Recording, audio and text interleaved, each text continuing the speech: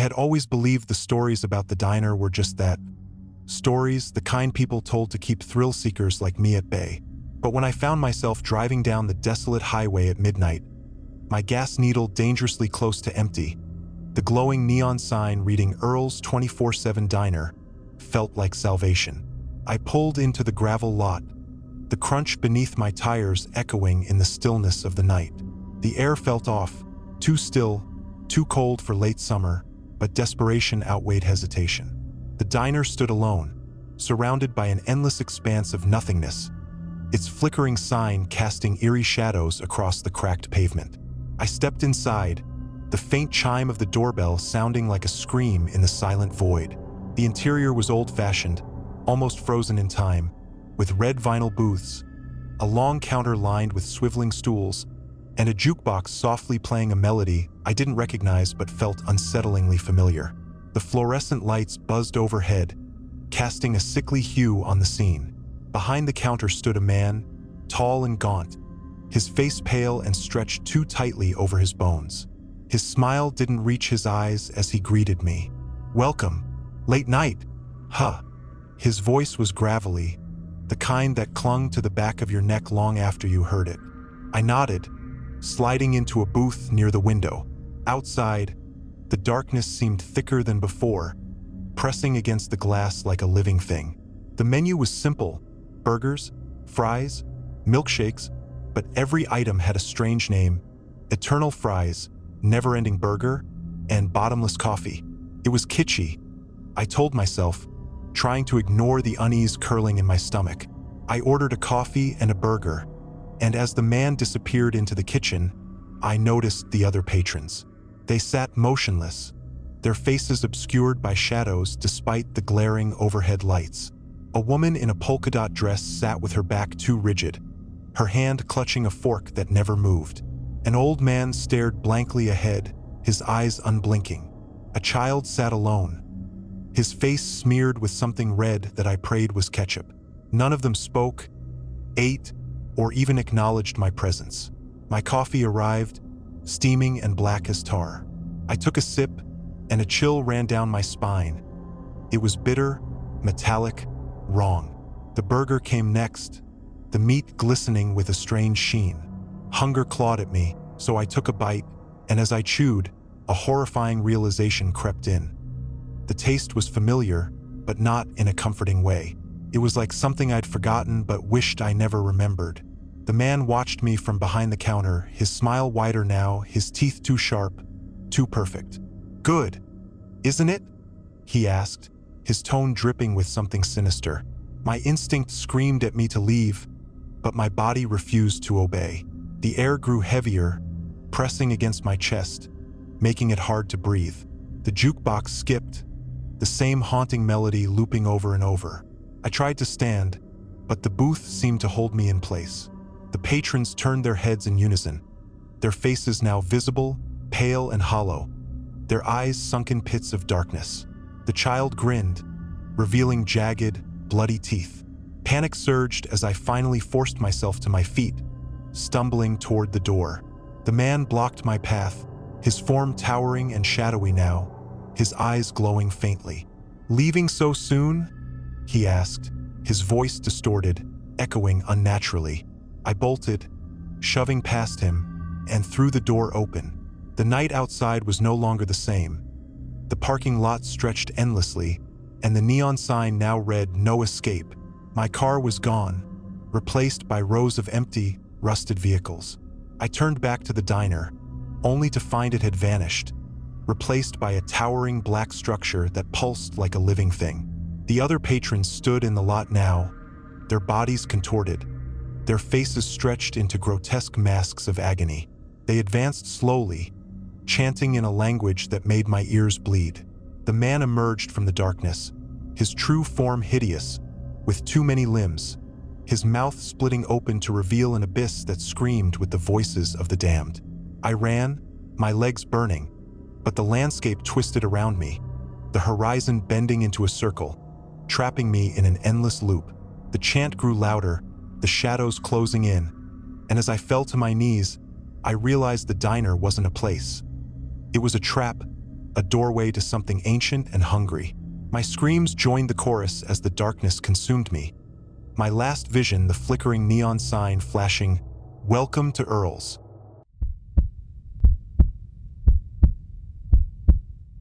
The road stretched endlessly before me, a single ribbon of cracked asphalt cutting through the vast, desolate expanse of nothingness, my headlights barely penetrating the oppressive darkness that seemed thicker than any normal night.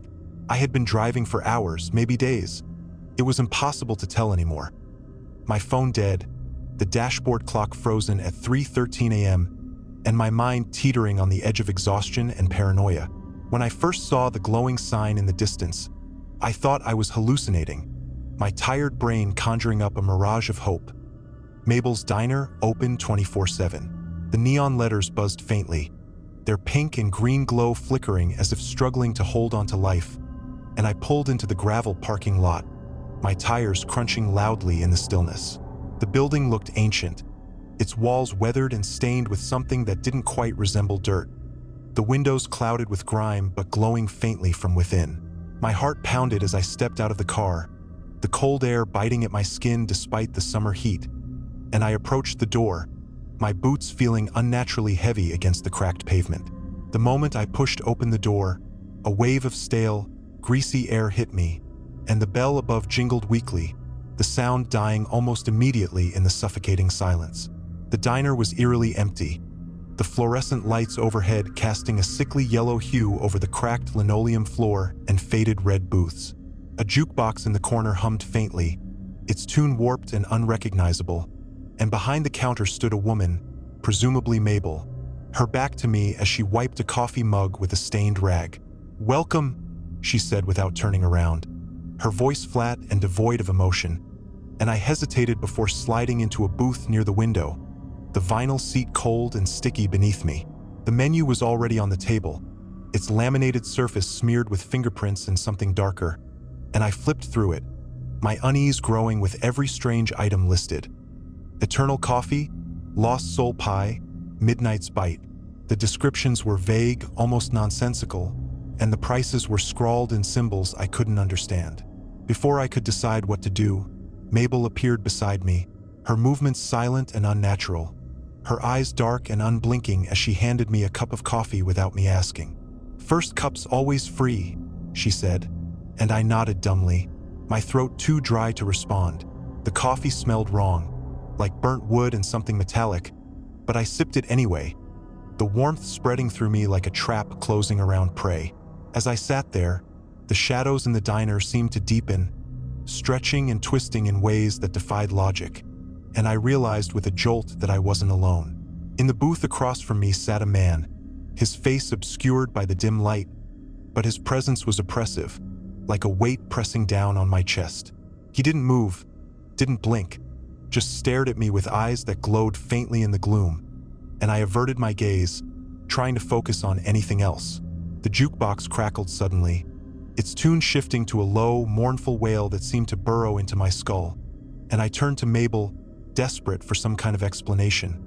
But she was gone, vanished as if she'd never been there. The man across from me smiled then, his lips pulling back to reveal teeth that were too sharp, too numerous, and he leaned forward, his voice a low, guttural whisper that seemed to come from everywhere at once. "You shouldn't have come here," he said, and the lights flickered, plunging the diner into brief darkness. When they came back on, the man was gone, but his voice lingered, echoing in my mind like a taunt. I stood, my legs trembling, and made my way to the counter, hoping to find a phone or some clue as to what was happening.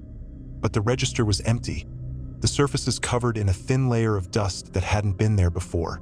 The air grew colder, the walls seeming to close in, and I turned back toward the booths only to find them all occupied now, each seat filled with figures that looked almost human but not quite. Too tall, too thin, their faces blank slates with no eyes, no mouths, just smooth, pale flesh. They all turned toward me in unison, their heads tilting at unnatural angles, and the jukebox began to play a new tune, a frantic, dissonant melody that made my ears ring. My breath came in short gasps as I stumbled toward the door, but it was gone, replaced by a solid wall that pulsed faintly, as if alive. Panic surged through me, and I turned back toward the figures, only to find them standing now, their movements slow and deliberate as they began to close in. "Stay," a voice whispered, and I whirled around to see Mabel standing behind the counter again. Her face different now, her eyes were black voids, her mouth stretched into an impossibly wide grin that revealed rows of jagged teeth. "You can't leave," she said, her voice dripping with malice, and the figures were upon me, their cold, clammy hands gripping my arms, my legs, pulling me toward the counter as Mabel stepped out, her body elongating, twisting into something inhuman. My screams echoed in the confined space, but no one was there to hear them, and the last thing I saw before the shadows consumed me completely was the neon sign outside, flickering faintly before going dark. It started as a road trip to clear my head, a chance to escape the suffocating monotony of my life, but it ended with a wrong turn onto a narrow road that seemed to stretch endlessly through a forest of skeletal trees. My phone had long since lost signal, and the gas gauge hovered dangerously close to empty when I saw it, a faint light glowing through the mist like a beacon of hope. As I drew closer, the light resolved into the outline of a small diner, its neon sign blinking erratically with the words "Home Cooking Open All Night." I pulled into the gravel lot, the air heavy with an odd metallic scent. The building itself was unimpressive, just a squat structure with peeling paint and a cracked window, but it felt like salvation. I stepped inside, the door creaking loudly as it swung shut behind me. The interior was dimly lit, with flickering fluorescent lights casting long, jittery shadows. The air smelled faintly of grease, but underneath that was something else, something sweet and cloying that made my stomach turn. A single waitress stood behind the counter, her back to me as she methodically wiped the same spot over and over with a stained rag. "Sit anywhere," she said without turning around, her voice flat and devoid of emotion. I hesitated before sliding into a booth by the window. Outside, the darkness pressed against the glass, thick and impenetrable, as if the world beyond the diner had ceased to exist. The menu was already on the table, its laminated surface sticky and smeared with fingerprints. The options were bizarre: midnight special, last meal burger, and forever fries. My throat felt dry as I glanced around the diner. There were other patrons, but something about them was wrong. A man in a suit sat at the counter, his hands trembling as he stirred a cup of coffee that never seemed to cool. A woman in a tattered dress stared at her plate, her lips moving soundlessly as tears streamed down her face. In the far corner, a figure sat shrouded in shadow, their eyes glowing faintly like embers in the dim light. I tried to ignore them, focusing instead on the menu, but my hands shook as I picked it up. The waitress appeared suddenly at my table, her face pale and gaunt, her eyes sunken and ringed with dark shadows. "What'll it be?" she asked, her voice as lifeless as before. I stammered out an order for coffee and a sandwich, desperate to break the oppressive silence. She didn't write it down, just nodded and walked away, her movements stiff and mechanical. The jukebox in the corner crackled to life, playing a warped version of a song I vaguely recognized but couldn't name. The other patrons didn't react, their heads bowed as if in prayer. My coffee arrived first, steaming and dark, its surface swirling with patterns that seemed to shift and writhe as I stared at them. I took a hesitant sip, and an icy chill ran through me, as though I'd swallowed liquid darkness. The sandwich followed, its bread unnaturally white and the meat glistening with an iridescent sheen. Hunger clawed at me despite my unease, and I took a bite. The taste was indescribable, both familiar and alien, like something I'd eaten in a dream. As I chewed, I became aware of a faint whispering, so soft I thought it might be my imagination. But the voices grew louder, overlapping and echoing, until I could make out fragments of words. "Stay, join us, never leave." I froze, my heart pounding as I realized the voices were coming from the other patrons. They were all staring at me now, their eyes glassy and empty, their mouths moving in perfect synchronization. Panic surged, and I pushed the plate away, my appetite replaced by a growing sense of dread. The waitress stood by the counter, watching me with an unreadable expression. "Is something wrong?"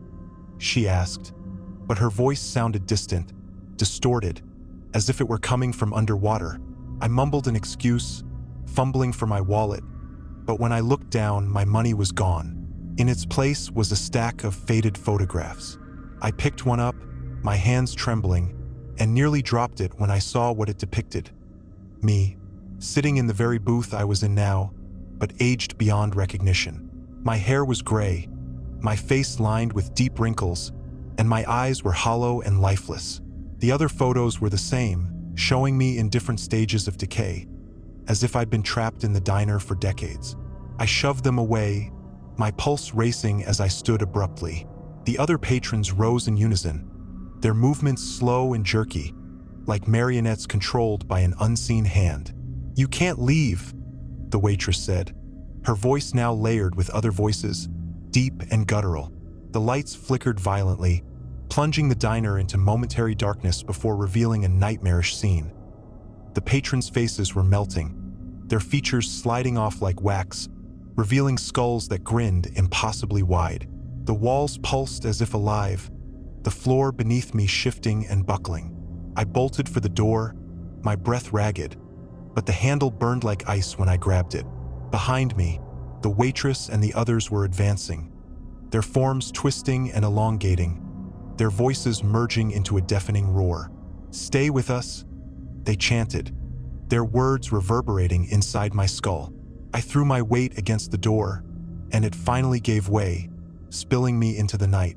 But the world outside was unrecognizable. The sky was a swirling mass of red and black, and the ground beneath me felt spongy, like flesh. The diner loomed behind me, its sign now reading "No Escape" in dripping, blood-red letters. I ran blindly, the landscape shifting and changing with every step, until I stumbled and fell to my knees. The ground split open beneath me, and I screamed as I was swallowed by darkness. When I awoke, I was back in the booth, the waitress placing another cup of coffee in front of me. "Welcome back," she said, her lips curling into a smile that revealed rows of sharp, gleaming teeth.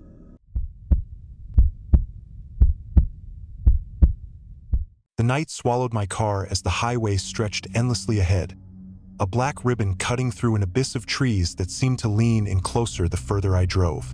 My gas gauge hovered dangerously close to empty, the faint orange glow taunting me with every passing mile. The rain began suddenly, pounding against the windshield with a force that made it impossible to see more than a few feet ahead. And I felt the sharp edge of panic when I realized I hadn't seen another car or a sign of civilization for hours. Then, out of the darkness, it appeared, a flickering neon sign casting a sickly green glow across the wet asphalt. The words "Murphy's Diner, open 24 hours" buzzed weakly, and though something about the sight unsettled me, the prospect of warmth, food, and shelter was too tempting to ignore. I pulled into the cracked parking lot, the sound of gravel crunching beneath my tires unnervingly loud in the silence.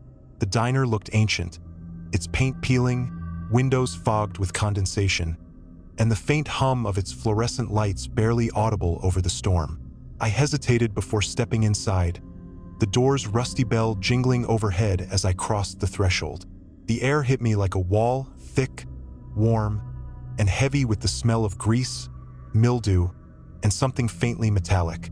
The place was nearly empty, save for a lone man hunched over a cup of coffee at the counter and a waitress leaning against the far wall, her face obscured by shadows.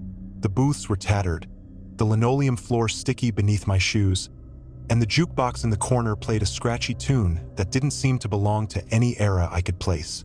I sat at a booth near the window, though the storm outside rendered the glass an impenetrable blur of water and darkness. A menu lay before me, its edges curling and stained with unidentifiable substances. The items listed were bizarre: eternal eggs, the last pancake, and bottomless black coffee, each name accompanied by no description or price. The waitress shuffled over, her face finally catching the light. A pale, expressionless visage with eyes that seemed too large and too dark for her thin frame. "What'll it be?" she asked, her voice flat and monotone, as if the words were more habit than genuine inquiry. "Just coffee," I managed, my throat dry as I handed her the menu without meeting her gaze. She didn't write anything down, simply nodded and retreated to the counter. The man seated there turned slightly, his profile catching my attention. His skin was sallow, his features sharp and angular, but it was his eyes that froze me. They were bloodshot and wide, fixed on something far beyond the diner's walls. He muttered to himself, the words incoherent but laced with desperation, his fingers drumming a frantic rhythm on the countertop. My coffee arrived, a dark, steaming cup that seemed to absorb rather than reflect the dim light. The smell was wrong, bitter and acrid, like burnt wood and something far worse. Still, I took a cautious sip, the liquid scalding my tongue but sending an icy chill down my spine. The taste was indescribable, an overwhelming mix of sweetness and rot that made my stomach churn. I set the cup down, my unease growing as I noticed the waitress hadn't moved from her spot behind the counter, her unblinking eyes fixed on me. The man at the counter began to mutter louder, his voice rising and falling in a strange, rhythmic cadence. They're watching, always watching. You can't leave once you're here, he whispered, his head jerking toward me with a sudden, unnatural motion. Our eyes met, and I saw something in his gaze that made my blood run cold. A look of recognition, as if he knew me, as if he'd been waiting for me. I tried to look away, but the storm outside had grown impossibly loud, the wind howling like a chorus of tortured souls. The diner itself seemed to shudder with each gust, the lights flickering and casting long, distorted shadows that danced along the walls. The waitress stepped forward, her movements jerky and puppet-like, and placed a plate of food in front of me. A stack of pancakes dripping with a syrup so dark it looked like tar. I didn't order this, I said, my voice trembling, but she didn't respond. Instead, she tilted her head, her mouth curling into a smile that revealed teeth far too sharp and too many in number. The man at the counter began to laugh, a low, guttural sound that sent shivers down my spine. Eat, he said, his voice now clear and commanding, though his lips barely moved. You don't have a choice. The pancakes smelled sweet and rancid, the scent clinging to the air like a physical presence. I pushed the plate away, but the waitress stepped closer, her smile widening impossibly as her eyes bore into mine. Eat, she echoed, her voice layered with something inhuman. The lights flickered again, plunging the diner into darkness for a moment that felt like an eternity. When they came back on, the man was gone, his stool empty, but his laugh still echoed faintly, as if it had soaked into the walls. I stood abruptly, knocking over the coffee cup, its contents spreading across the table like a black stain that seemed to pulse and writhe. I need to leave, I said, my voice barely above a whisper, but the waitress blocked my path, her two long fingers gripping my arm with a strength that didn't match her frail appearance. No one leaves, she hissed, her face inches from mine, her breath cold and reeking of decay. The walls began to close in, the room distorting as the shadows grew darker and more solid, writhing like living things. The storm outside was deafening now, the windows rattling violently as the neon sign buzzed and sparked. I yanked my arm free and bolted for the door, but it wouldn't budge, the handle icy and slick with something wet and sticky. The other booths were no longer empty. Figures sat in each one, their faces shrouded in darkness but their eyes glowing faintly, their mouths moving in silent, synchronized whispers. I pounded on the door, screaming for help, but my voice was drowned out by the storm and the rising cacophony of whispers. Suddenly, the jukebox crackled, its tune warping into a low, droning hum that seemed to vibrate through my bones. The shadows converged, the figures in the booths rising and stepping toward me, their forms flickering like images on an old, damaged film reel. I turned to face the waitress, who now towered over me, her limbs elongated and twisted, her eyes glowing with a malevolent light. "Welcome to Murphy's," she said, her voice a chorus of voices, each one dripping with malice. "We've been expecting you." The last thing I saw was her smile, impossibly wide, as the shadows engulfed me, pulling me into a darkness so complete it felt like I'd been erased from existence.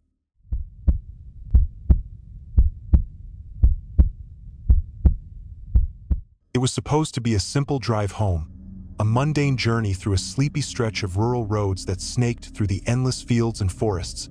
But something about that night felt wrong from the start.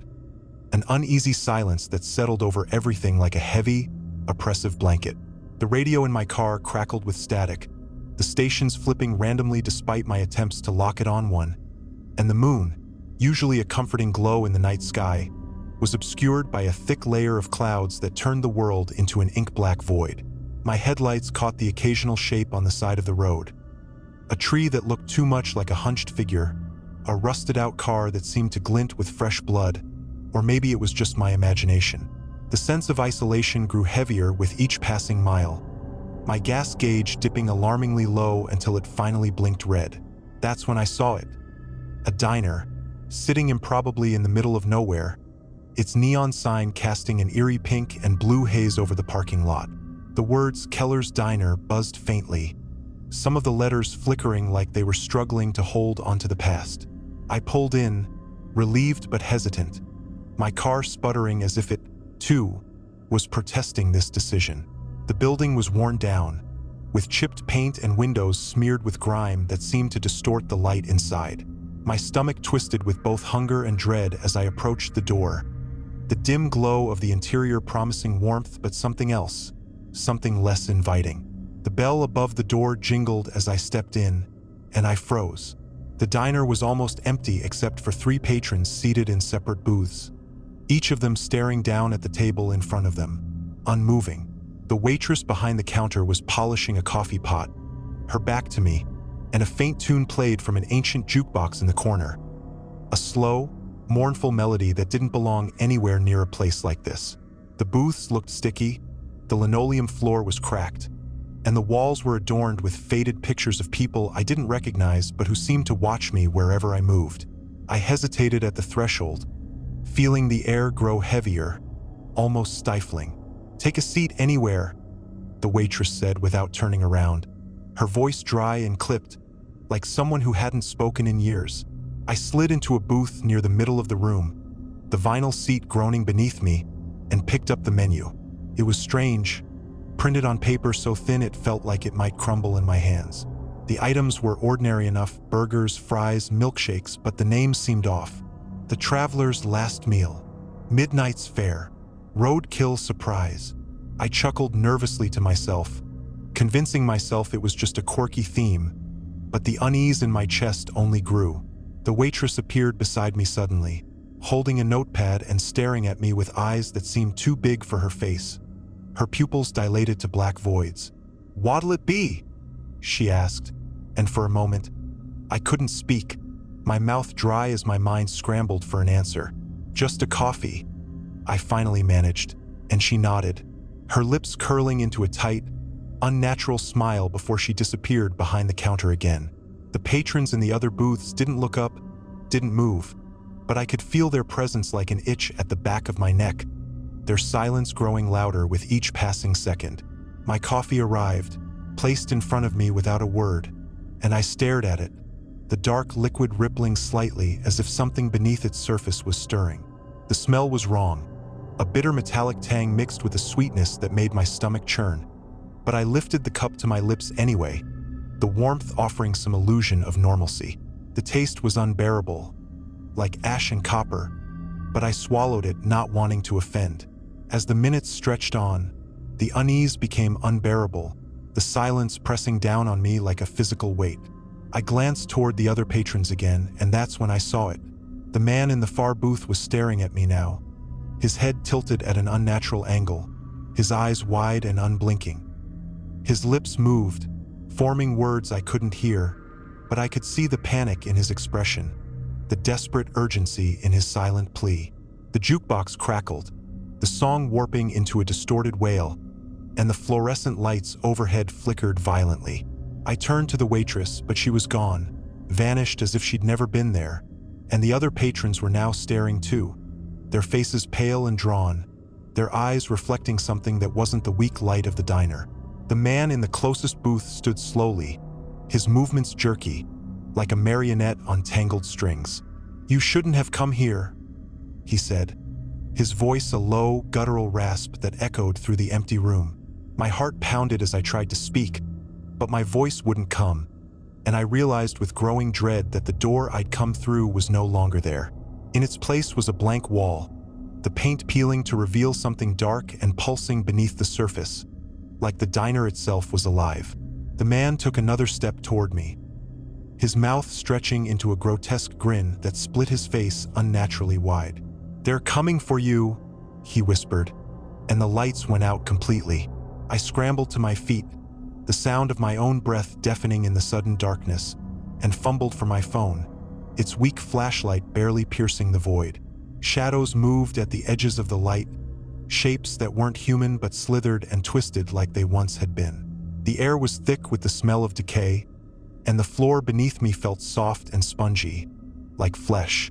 I stumbled toward where the door should have been, my hands pressing against the wall, but it gave way beneath my touch, warm and wet, like skin stretched too thin. The whispers started then, low and insidious, voices that seemed to come from everywhere and nowhere, speaking in a language I couldn't understand but that filled me with an overwhelming dread. "Leave," they hissed, but there was nowhere to go.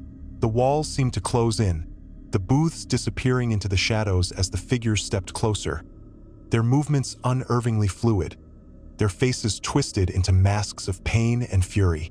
My phone flickered and died, plunging me into complete darkness, and I felt hands, cold, clammy, and too many to count, grabbing at me, pulling me backward toward something I couldn't see but could feel, a presence so ancient and malevolent it defied comprehension. My screams were swallowed by the whispers, and the last thing I saw before the darkness consumed me completely was the neon sign outside, flickering one last time before going dark.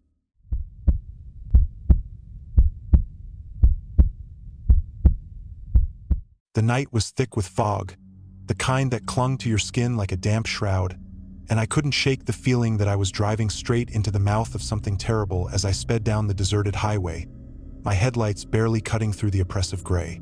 My GPS had failed an hour ago, and every road sign I passed was either blank or so rusted that the names were illegible, leaving me with no choice but to keep moving forward, praying for any sign of civilization. Then, out of the corner of my eye, I caught a flicker of light, a faint neon glow that seemed impossibly far off the road, but desperate and lost as I was, I took the next turn, my tires crunching on gravel as I approached the source. The sign read Hollow Diner, its letters flickering in sickly green and yellow hues, and the building itself looked ancient, leaning slightly as though weighed down by the years, its windows streaked with grime and the faint shapes of flies buzzing against the glass. Something inside me screamed to turn back, but my stomach growled audibly, and the scent of something oddly sweet and charred wafted through the air, compelling me to park and step out into the stillness.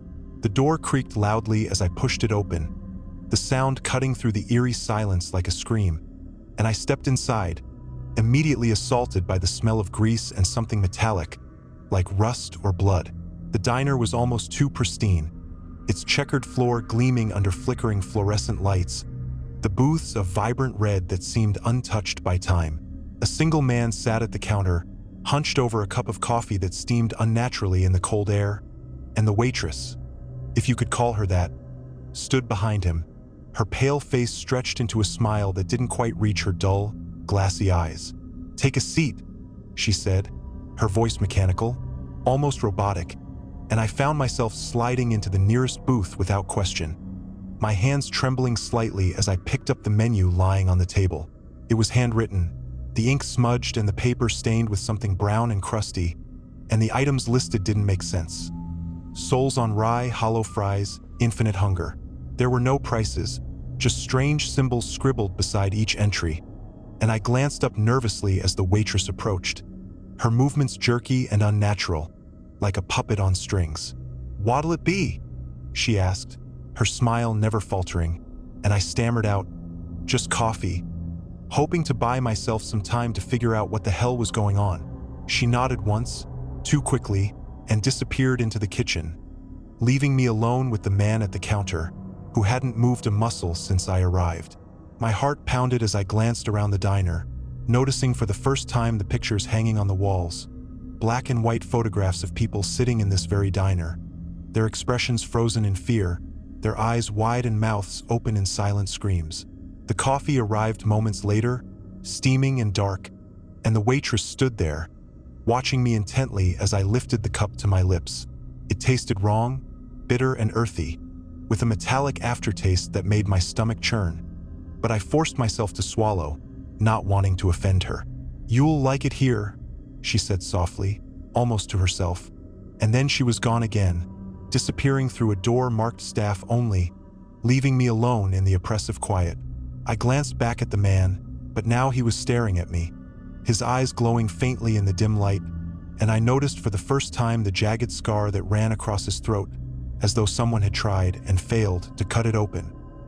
He didn't speak, but his lips moved silently, forming words I couldn't hear, and a chill ran down my spine as I realized he wasn't breathing, his chest completely still despite the faint steam rising from his coffee cup.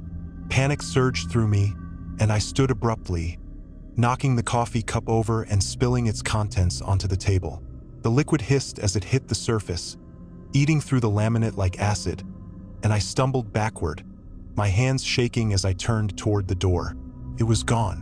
Where the entrance had been was now just a blank wall, the windows beside it covered with thick, black curtains that seemed to pulse faintly, as though alive. "You can't leave," the waitress said, suddenly beside me, her face inches from mine, and I cried out, stumbling away from her only to bump into the man from the counter, who was now standing directly behind me. "Stay," he rasped, his voice like nails on a chalkboard, and the walls seemed to close in, the air growing colder and heavier with each passing second. Shadows moved in the corners of my vision, and the photographs on the walls shifted, the frozen figures now watching me, their eyes following my every move. "I don't belong here," I whispered, but the waitress laughed, a hollow, grating sound that sent shivers down my spine. "Oh, but you do," she said, and as she spoke, the lights flickered, plunging the diner into darkness for a brief, agonizing moment. When they came back on, I was no longer in the booth, no longer standing. I was seated at the counter, a cup of steaming coffee in my hands, and the man with the scar was gone, replaced by a new patron who stared at me with wide, terrified eyes. The waitress smiled at me, her teeth sharp and gleaming, and as she placed a hand on my shoulder, I realized with dawning horror that I couldn't move, my body frozen in place as though it no longer belonged to me.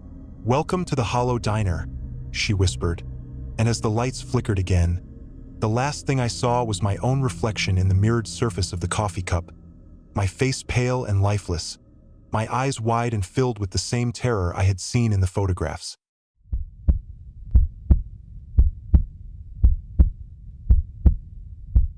I had been driving for hours, lost in the labyrinth of winding back roads, with my GPS screen cracked and useless, the night around me as black and suffocating as a coffin. The road stretched endlessly, framed by skeletal trees that clawed at the sky, and my gas gauge had been screaming empty for the last 30 miles. Just when I thought I might have to abandon my car and brave the woods, a neon sign flickered to life on the horizon, its letters barely legible through the dense fog. Diner. It wasn't a name, just a word, glowing in sickly green and red, and below it, a single gas pump stood like a sentinel, the old-fashioned kind with the spinning numbers and the pump handle worn smooth from decades of use. Relief flooded through me as I pulled in, my tires crunching on gravel, but as soon as I stepped out of the car, the oppressive silence of the place hit me. There were no crickets, no wind, no sound at all except for the low hum of the neon sign and the faint creak of the pump swaying on its rusted hinges. The diner itself was a squat, rectangular building with windows so grimy they reflected nothing, and the door was painted a red so dark it looked almost black. As I pushed it open, the little bell above it let out a metallic clang that echoed unnaturally, and I stepped into a scene that felt frozen in time. The place was almost too perfect, like a postcard from the 1950s. Checkered floors, chrome accents, red leather booths, and a jukebox in the corner that hummed faintly, though no song played. The air smelled of grease and something faintly sour, and the fluorescent lights buzzed overhead, their flickering casting strange shadows that danced along the walls. There were only two other patrons, both seated at the counter with their backs to me. An elderly man in a tattered suit and a young woman whose long hair obscured her face. Neither of them turned to look at me, and neither moved at all, their stillness unnerving as I slid into the nearest booth. The waitress appeared almost instantly, as if conjured, her uniform crisp and spotless, her smile so wide it seemed to split her face in two. "What can I get for you, honey?" she asked, her voice syrupy but hollow, and as I glanced down at the menu she handed me, my stomach tightened. The items were bizarre. Lonely soul stew, regret pie, midnight special, market price. No descriptions, no prices, just those strange, ominous names. "Just coffee," I managed to say, my voice barely above a whisper, and her smile widened impossibly further as she nodded and glided away, her footsteps making no sound. My hands were shaking as I gripped the edge of the table, the faux leather sticky under my palms, and I glanced around, searching for anything that might explain the wrongness of this place. The elderly man at the counter shifted slightly, and for the first time, I noticed that his head was tilted at an unnatural angle, as though his neck had been broken, and his reflection in the mirror behind the counter didn't match his movements. My heart pounded as I tore my gaze away, only to find the young woman staring directly at me now, her face obscured by a veil of dark hair, but her eyes visible, wide and unblinking, glinting faintly in the dim light. The waitress returned, setting a cup of coffee in front of me, and I jumped, spilling a little as the dark liquid sloshed over the rim. "Careful now," she said, her voice dripping with something that sounded like mockery, and as I stared into the coffee, I saw something moving within its depths. A ripple that shouldn't have been there, shapes that coiled and writhed like tiny, living things. "What is this place?" I blurted out, my voice trembling, and the waitress tilted her head, her smile never wavering. "Just a diner, honey. Same as any other," she replied, but her eyes glinted with something predatory, something that made my blood run cold. I stood abruptly, knocking over the coffee cup, the liquid spreading across the table in a dark, viscous pool that seemed to pulse faintly, like a heartbeat. "I need to go," I stammered, backing toward the door, but when I turned, the entrance was gone. In its place was a wall, smooth and featureless, as if the door had never existed. Panic surged through me as I spun around, only to find that the diner had changed.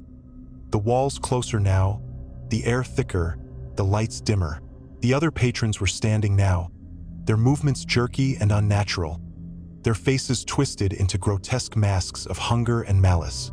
"You can't leave," the waitress said, her voice echoing strangely as she stepped closer, her smile now revealing sharp, jagged teeth that glistened like polished bone. "You've already ordered." The jukebox in the corner crackled to life, playing a haunting melody that seemed to crawl under my skin, and the walls began to pulse, the checkered floor rippling like water. Shadows spilled from the corners, slithering toward me, and the patrons began to chant in low, guttural tones, their voices blending with the hum of the jukebox in a nightmarish symphony. I backed into a booth, my hands scrabbling for anything to defend myself, but the table was empty, the silverware gone, the salt and pepper shakers replaced by strange, twisted objects that looked like bones.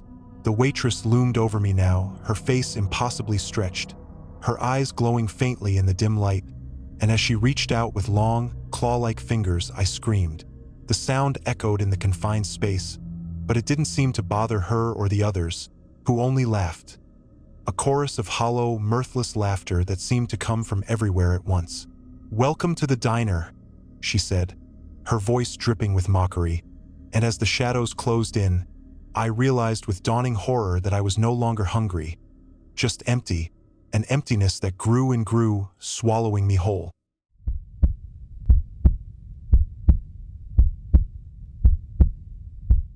I don't know why I kept driving that night, the rain coming down in endless sheets that blurred the windshield and turned the road into a mirror reflecting the black void above. My headlights cutting through the abyss but illuminating nothing ahead. No signs, no exits, no other cars. Just the endless stretch of cracked asphalt and the eerie sense that I had left the world I knew far behind. The gas gauge needle had dipped below E an hour ago, but somehow the car kept moving, as if propelled by some unseen force, until the glowing sign materialized in the distance, faint at first, then blindingly bright as I approached. Diner. The word buzzed in gaudy neon, the pink and blue hues casting long shadows across the gravel lot as I pulled in, the engine sputtering its last breath. I stepped out into the rain, though the moment my feet hit the ground, it stopped. Just like that, the silence so sudden and absolute that it felt like the world had been muted. The diner stood alone, its chrome exterior gleaming like a blade under the flickering sign, the windows opaque with condensation. Though I thought I saw movement within, shadows sliding across the glass. My stomach churned with a mix of hunger and unease as I pushed open the door, the little bell above it jingling weakly, and stepped inside, the warmth hitting me like a slap after the chill of the night. The interior was wrong, impossibly vast, far larger than the building had seemed from the outside. The booths stretching endlessly in rows that disappeared into the dim haze, the checkered floor gleaming as if freshly waxed. A jukebox in the corner played a tune I didn't recognize, though it seemed oddly familiar, the kind of melody that worms its way into your head and stays there forever. There were people, if you could call them that, scattered throughout the space, their faces obscured by shadows despite the fluorescent lights overhead, their bodies still as if frozen mid-motion, forks and cups hovering just above the tables. The waitress appeared without a sound, sliding up to my side as if she'd been there all along, her uniform spotless, her features sharp and precise, like they'd been sculpted rather than born. "Table for one?" she asked, her voice syrupy sweet, though there was something behind it, something hollow, as if she were reciting lines she didn't understand. I nodded, unable to speak, and she led me to a booth near the center of the diner, the seat cold and sticky as I slid in, the menu already waiting for me. It was blank at first, just a smooth, laminated surface that reflected my face. But as I stared, words began to appear, scrawled in a spidery hand. Lost soul platter, forgotten dreams shake, eternal hunger special. My throat tightened as I read, my eyes drawn to the fine print at the bottom, so small I had to lean in to read it. "Consumption is consent." "What'll it be?" the waitress asked, her smile too wide now, her teeth gleaming unnaturally white. "Just coffee," I managed to croak, and she nodded, disappearing into the haze before I could blink. The other patrons hadn't moved.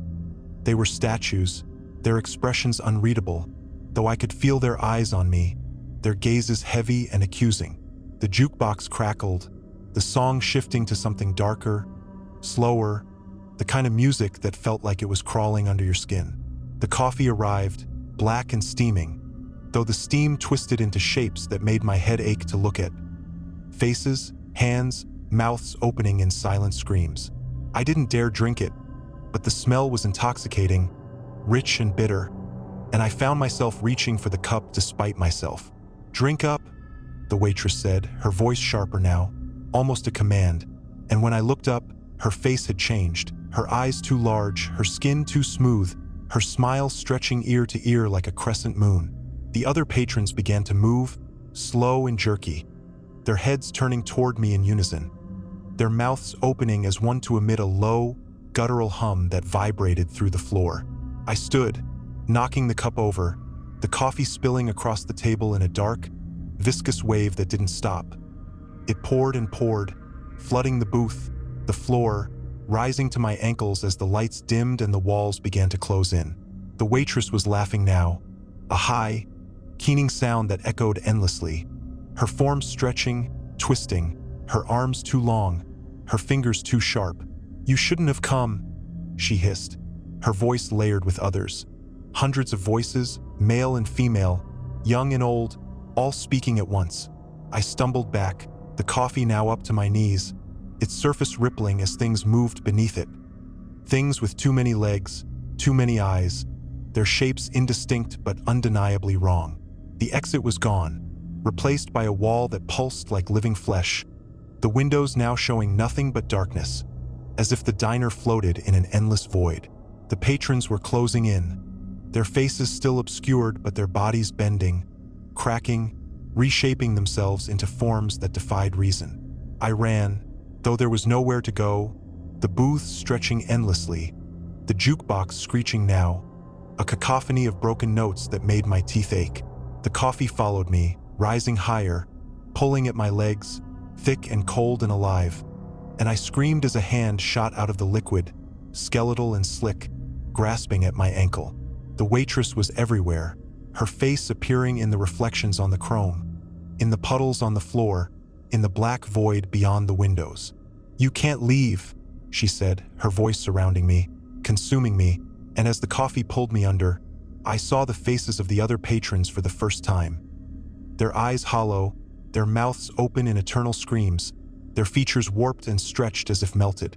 I understood then that they hadn't been eating or drinking. They had been waiting for the diner to claim another. The liquid filled my mouth, my nose, my lungs, and the last thing I saw before the darkness took me was my own reflection in the coffee's surface. My face twisted into a mask of terror, my eyes empty and unseeing, just like theirs.